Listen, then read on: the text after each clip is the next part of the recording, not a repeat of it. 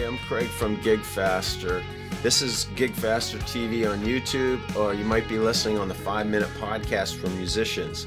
That's episode 46. We're on episode 26 right here on YouTube.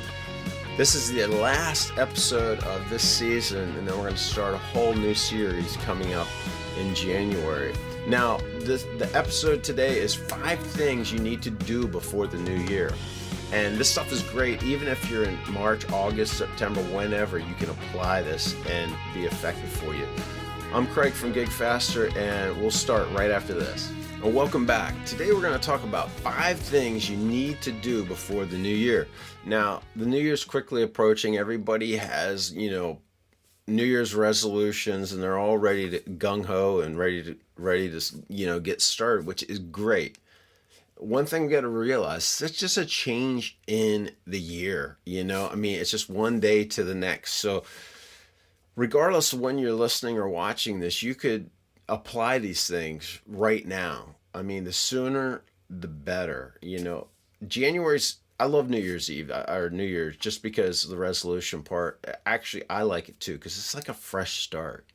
And you can have that fresh start anytime during the year, but with everybody else, it's great. Now, the thing you got to realize is your summer abs that you're going to use and want at the beach they don't come from a New Year's resolution.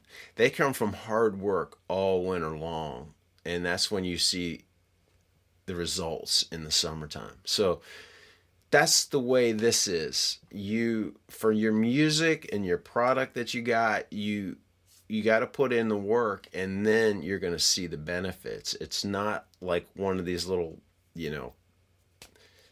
magic pills that's going to help you. So let's get into it. If you want to find success, it's time to start. When? Right now. Don't wait. And I'm getting right into it. I'm ready to start the new year, and let's just do this. 5 things you need to do before the new year. Number 1, update your electronic press kit. Now is a great time to look at your electronic press kit. Check out your bio, your music reviews, whatever you have posted on there, in your links, your music, everything in there, your picture, and let's refresh it. A great book was not a rough draft. It's many versions through. So keep looking at it. Look at it now and update it so that it's a better version of what it was last year. Because, times change too, and what people look for, you might want to update that. Number 2, snap a new promotional picture. It never hurts to have a current picture. You want a good one, but it's a great time now to get a new one. And if you can get one live, that's awesome. If not, make sure that picture reflects who you're trying to be, who you are. If you're going to be very flamboyant like Elton John was in the 70s and wear peacock feathers on his hat, I was going to say helmet, on his hat and all this crazy stuff. And then you show up to the gig looking like me, with just a black t-shirt or something, they're going to be really confused. So make sure it portrays who you are and who they're going to get and who to expect. Number 3, start contacting venues and clubs for spring and summer shows now.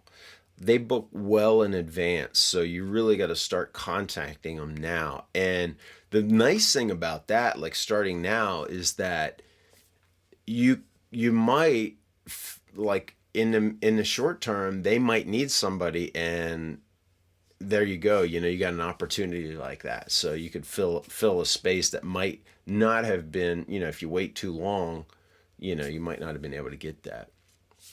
Number 4, start getting reviews for your band, for your music. So start gathering reviews. Don't wait. After you update your electronic press kit, then you're going to want to start contacting music bloggers and music reviewers, because you want to get, and even on a side note, from venues, it's not like all the venues are in competition with each other. They kind of are if you're in the same town, as far as like, trying to get people to come to their club. But like most of the times you don't play in the same town all the time. So it's like you can ask them for a review of you as a band. That's a great selling point for other venues. So you don't just limit it to music bloggers and music reviewers. You can also go to the venues themselves and get a nice review from them. And don't wait for that. It takes time, and that leads me to number 5. Commit to the long term. Like, I'm not saying years. Most people can't commit to like more than a week. They just don't want to put the time in, then they wonder why they don't have any success. You have to commit. Now, when I say commit to long term, how about this? We're starting a new year. Give yourself 90 days and really, really spend time doing it.